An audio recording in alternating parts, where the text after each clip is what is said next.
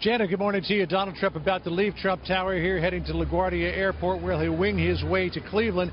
Continuing his outreach to minority voters, he'll be appearing at a charter school in a mostly black neighborhood in Cleveland, where he will make some news, outlining a plan for what he calls opportunity scholarships.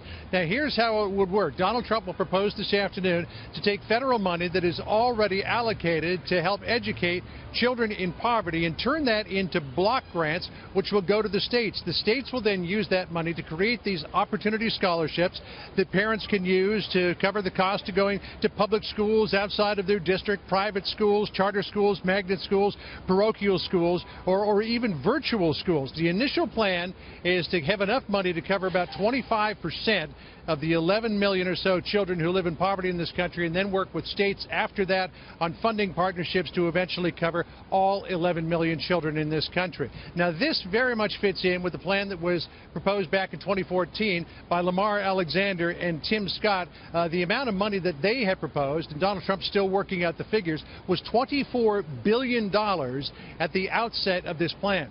This is something that has been sort of Republican orthodoxy for a number of years now, but something that Democrats and union members don't really like, because they say it gives money to schools that are not necessarily accountable, and not all charter schools are good.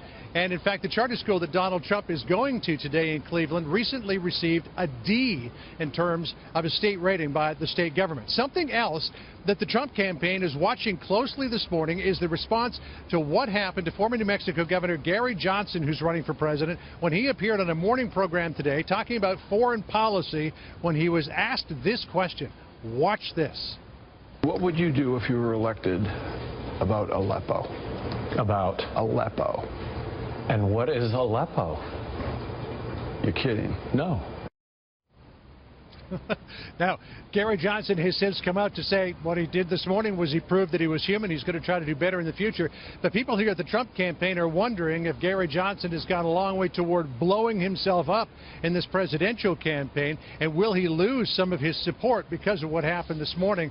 And when you look at the polls and analysis, Jenna, that suggest that Gary Johnson pulls more support from Hillary Clinton than he does from Donald Trump, might what happened this morning, if he has set himself on fire, give a couple of points to Hillary Clinton come Election Day, November the 8th. Jenna? It'll be interesting to see. Only a few hours ago this happened, so we'll see the impact moving ahead. John Roberts live in New York City. John, thank you.